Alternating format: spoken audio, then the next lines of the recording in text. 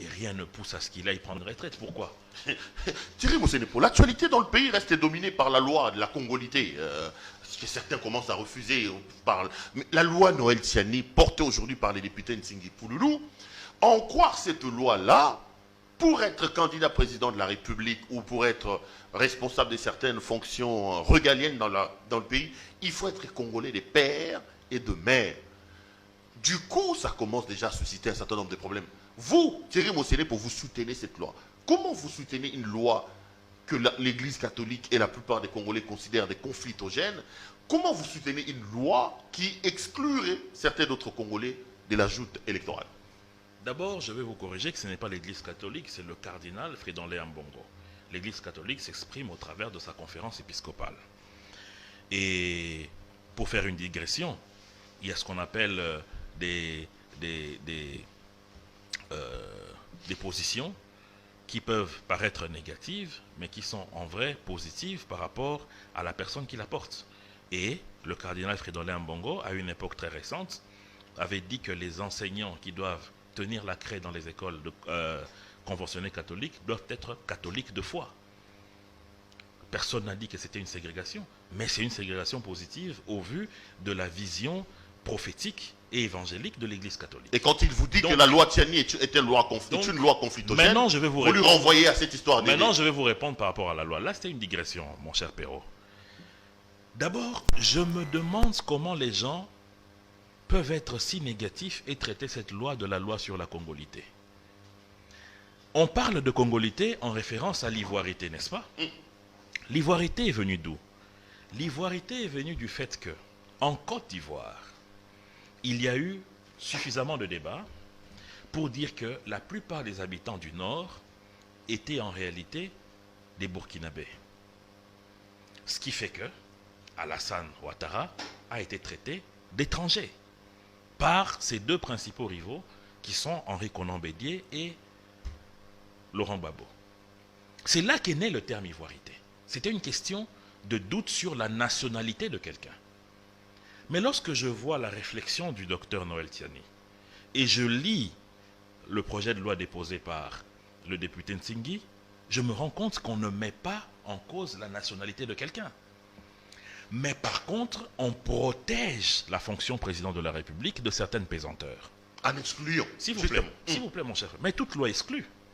Si aujourd'hui dans la loi électorale, on dit, ou même dans la Constitution, on dit que pour être président de la République, il faut être âgé de 30 ans.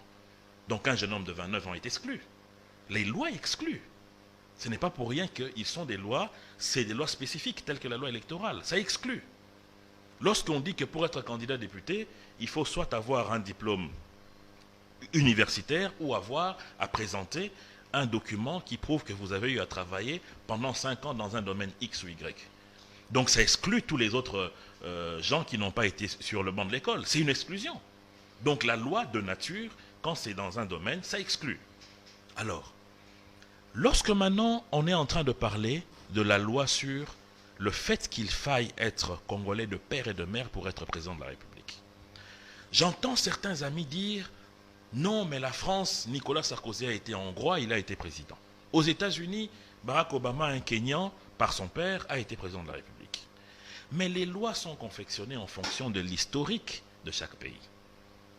Lorsque vous allez aux États-Unis, un pays qui a été créé par la plupart des repris de justice de l'Europe, c'est tout à fait normal que pour être président, ils exigent le droit de sol. Parce que le lien avec les États-Unis, c'est un lien de sol. Parce qu'ils sont venus de partout, de par le monde, de par l'Europe même. Donc le lien, c'est le sol, parce que c'est ça leur histoire, c'est le sol américain. Ce qui fait que Kissinger, qui a été un grand secrétaire d'État, ne pouvait pas être président de la République. Même chose avec Arnold Schwarzenegger, qui est un Autrichien. L'histoire de notre pays, depuis 1960, est menacée par quoi? Par la balkanisation. Est-ce qu'avec une telle histoire, on peut jouer avec l'identité de la personne qui va diriger le pays? Je vous donne un exemple qui est une digression aussi. Le Liban, qui est un pays francophone, a eu une famille à la tête, la famille Hariri, dont le père, Saad Hariri, qui était décédé, mais ensuite son fils, Rafik Hariri, qui a pris le pouvoir. Rafik Hariri est de père, Saad Hariri, libanais, mais sa mère est saoudienne.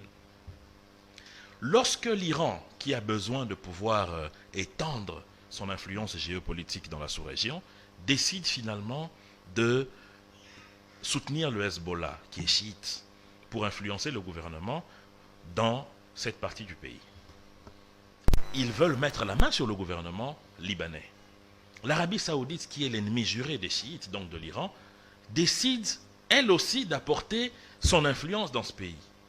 Ils se souviennent que le Premier ministre qui est là, parce qu'au Liban, le vrai pouvoir de l'exécutif, c'est le Premier ministre. Le président Aoun qui est là n'est que presque comme la reine d'Angleterre.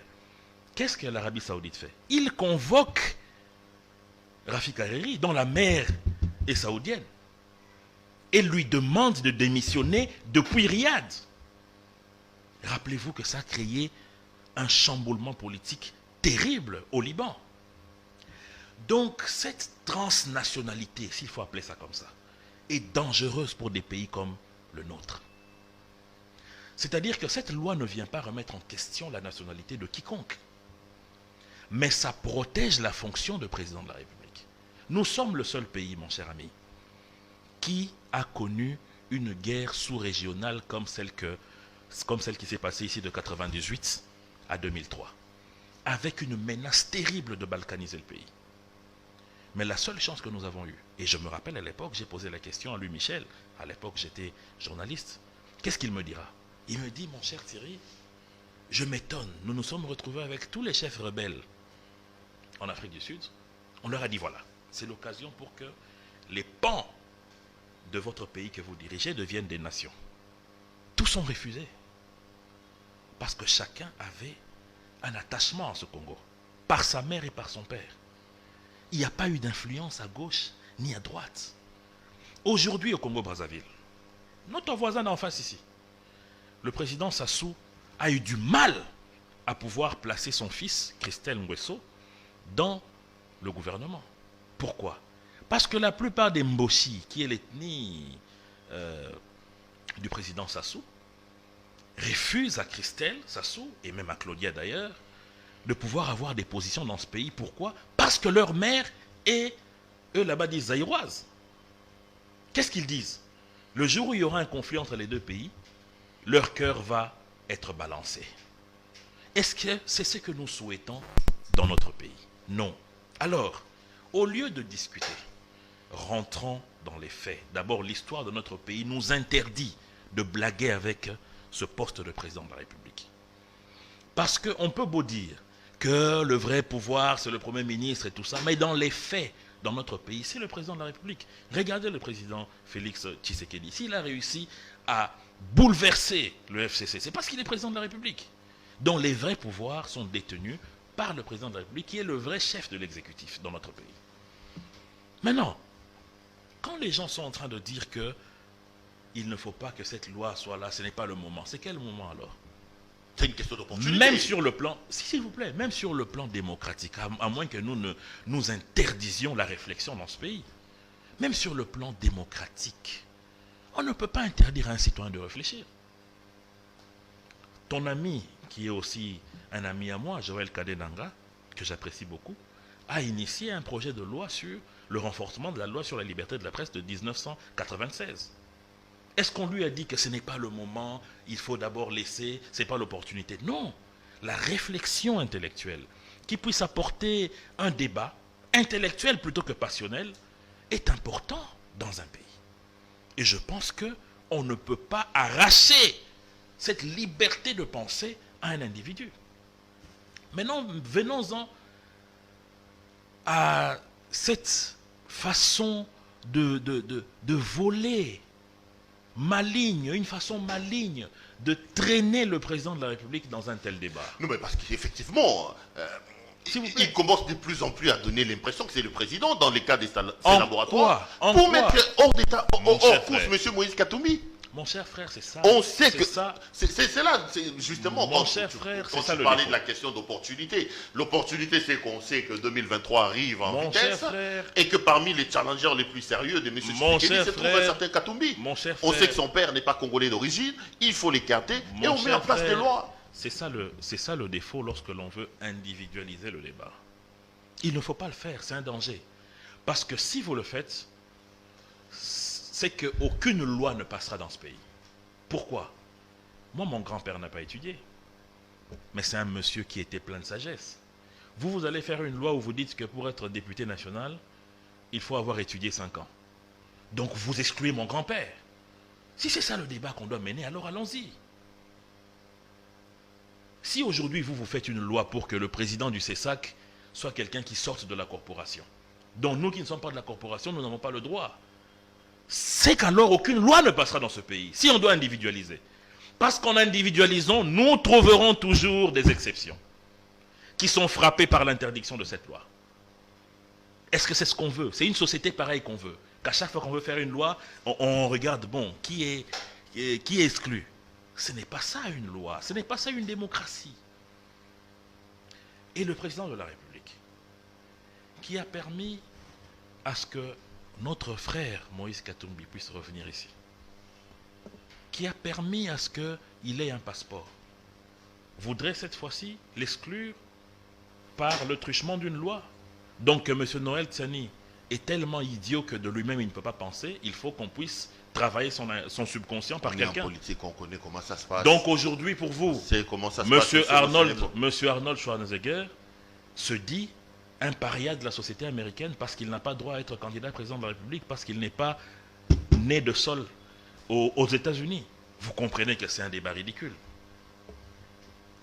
Je ne pense pas qu'il faille aujourd'hui réduire notre système démocratique qui consiste en la réflexion, en la liberté de penser, à des questions d'individus. Il est important que l'on puisse apporter plutôt un débat d'ordre intellectuel. Si on ne veut pas de ce débat d'ordre intellectuel. Oui. Monsieur Mosenepo, qu'est-ce que la loi Tsiani? Quels sont les avantages que vous trouvez dans la loi Tsiani? Et qu'est-ce que la loi Tsiani va nous apporter à l'heure où nous parlons? Mon cher Perrault, à moins que toi et moi, nous ne puissions oublier que dans ce pays, nous avons toujours réclamé d'avoir au sommet de l'État des personnes qui sont de nationalité congolaise de façon irrévocable. Rappelez-vous, lorsque le président Joseph Kabila prend le pouvoir ici, fils de Mouzé et de Maman Sifa, n'est-ce pas que notre regretté frère Honoré Ngwanda, pour le combattre, a utilisé des raccourcis pour dire qu'il serait de mère rwandaise, qu'il a même été garde du corps du président Kagame. Et Tshisekedi a dit ça aussi. Et cela a à un moment déstabilisé le pouvoir à l'époque du président Kabila. Ouais. Pourquoi? Parce que dans le fond, mon cher frère, ne nous trompons pas, dans le fond, nous avons toujours souhaité à ce que celui qui dirige notre pays puisse ne pas avoir de tendance vers tel ou tel autre pays. Pourquoi? Parce que depuis 1960, nous avons été menacés à chaque fois par ces pays limitrophes qui ont toujours cherché à mettre la main sur des pans. Mais depuis 60, c'est toujours les Congolais, des pères et des mères qui nous ont dirigés. Mais regarde, le C'est pays est en lambeaux. Non. Le pays est en lambeaux. Ne confondons pas. Lorsque nous prenons l'indépendance, Perrault, on a le même PIB que le Canada. Perrault, Les justement. Sud-Africains se soignent ici chez nous. Perrault, justement. On donne ça aux Congolais des pères et des mères. Où en sommes-nous Perrault, aujourd'hui? justement. On a donné ce pays à des Congolais de père et de mère jusqu'à aujourd'hui et nous sommes encore dans nos 2 345 409 km². Notre crainte, c'est que si ça va dans les mains de quelqu'un qui ne soit pas de père et de mère congolais, que ce plan que Lumumba a décrié en 1960 puisse se matérialiser. C'est cela la crainte. Maintenant, s'il faut qu'on discute sur la manière dont le pays est géré, c'est autre chose, mon cher frère. C'est autre chose. Mais d'abord, protégeons notre maison Congo. Protégeons notre maison Congo. Je vous ai donné ici des exemples de par le monde où des présidents de la République qui ont eu un cœur à gauche et un autre à droite ont été, à des moments, obligés de choisir selon les intérêts où ce cœur était penché. Comment savoir où ce cœur sera penché s'il y a 2 balances, mon cher frère? Donc mieux vaut qu'il n'y ait pas de balance, mais que vous soyez Congolais.